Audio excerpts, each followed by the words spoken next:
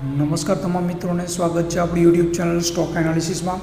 ફટાફટ અત્યારે જ ખરીદેલો આ 6 સ્મોલ કેપ સ્ટોક્સ, નહીં તો હાથમાંથી નીકળી જશે કમાણીનો સસ્તો મોકો। 6 શેર જોવાના છે, એમાં પહેલો શેર જોઈએ તો ગ્રેન્યુલ્સ ઇન્ડિયાનો શેર છે। તો સૌથી પહેલાં મોતીલાલ ઓસવાલની સ્નેહ પોદારે જણાવેલા શેરોની વાત કરીએ તો ગ્રેન્યુલ ઇન્ડિયા કંપની હાલના નાણાકીય વર્ષ દરમિયાન અમેરિકામાં તેના વેચાણના 20%થી વધવાનું અનુમાન વ્યક્ત કર્યું છે। સાથે જ તેનો EBITDA માર્જિન 22થી 23%ની વચ્ચે રહેવાની આશા છે। આ ઉપરાંત કંપની તેના મેન્યુફેક્ચરિંગ પ્રોસેસને મજબૂત કરવા માટે બેકવર્ડ ઇન્ટિગ્રેશન કરી રહી છે। મોતીલાલ ઓસવાલે આ સ્ટોક માટે 380 રૂપિયાની ટાર્ગેટ પ્રાઇસ આપી છે। બીજો શેર છે સેન્કો ગોલ્ડનો શેર છે। બ્રોકરેજે સેન્કો ગોલ્ડમાં ₹150 રૂપિયાની ટાર્ગેટ પ્રાઇસ આપી છે। આ કંપની રિટેલ જ્વેલરી માર્કેટની પ્રમુખ કંપનીઓ પૈકી એક છે। કંપનીની પાસે ભારતમાં 159 સ્ટોર્સનું મજબૂત નેટવર્ક છે અને તેનો 75% રેવન્યુ હાલ પૂર્વ ભારતમાંથી આવે છે। કંપનીએ નાણાકીય વર્ષ 2026 સુધી વધુ 34 સ્ટોર્સ ખોલવાનું અનુમાન વ્યક્ત કર્યું છે, જેથી તેની ગ્રોથ મજબૂત રહે તેવી શક્યતાઓ છે। ત્રીજો શેર છે KNR કન્સ્ટ્રક્શનનો શેર છે। તો બ્રોકરેજે આ સ્ટોકને 400 રૂપિયાનું ટાર્ગેટ આપ્યું છે। કંપની પાસે હાલ 65 અબજ રૂપિયાની ઓર્ડર બુક છે।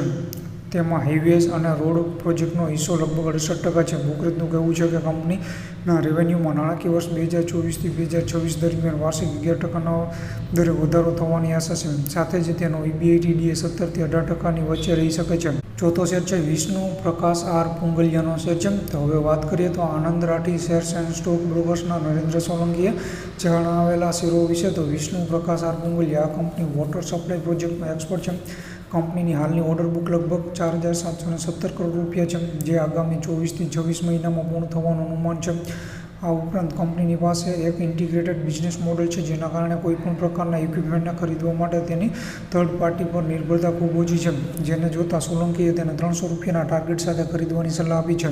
પાંચમા શેર છે બીકાજી ફૂડ ઇન્ટરનેશનલનો શેર છે। બીકાજી ભારતની ત્રીજી સૌથી મોટી એથનિક સ્નેક્સ કંપની છે। કંપનીના 300થી વધારે આઉટલેટ છે અને આ ફ્રોઝન ફૂડ સેગમેન્ટમાં પણ વેપાર કરે છે। કંપની તેના ડાયરેક્ટ ડિસ્ટ્રીબ્યુટર કવરેજને વધારીને નાણાકીય વર્ષ 2026 સુધી 4 લાખ સુધી લઈ જવા ઈચ્છે છે, જે હાલ લગભગ 2.5 લાખ છે, જેને જોતા સોલંકીએ આ શેરને 900 રૂપિયાનો ટાર્ગેટ આપ્યો છે। છેલ્લો અને છઠ્ઠો શેર જોઈએ તો તલબ્રસ ઓટોમોટિવ કમ્પોનન્ટનો શેર છે। ગેસકેટ બનાવનારો ભારતની પ્રમુખ કંપનીને હાલમાં જ એક યુરોપિયન કંપની પાસેથી 100 કરોડ રૂપિયાનો મોટો ઓર્ડર મળ્યો છે। આ ઓર્ડર સસ્પેન્શન આર્મ્સની સપ્લાય માટે મળ્યો છે, જેનો ઉપયોગ EV અને પારંપરિક ફ્યુલવાળી ગાડીઓમાં થશે, જેને જોતા બ્રોકરેજે આ શેરને 600 રૂપિયાની સાથે ખરીદવાની સલાહ આપી છે। તો આ 6 શેર છે સ્મોલ કેપ, બરાબર, તેને પર તમે નજર રાખી શકો છો। તો આજના વિડીયોમાં આટલું જ। વિડીયો સારો લાગ્યો હોય તો ચેનલને સબસ્ક્રાઈબ કરી દેજો। જય હિન્દ, જય ભારત।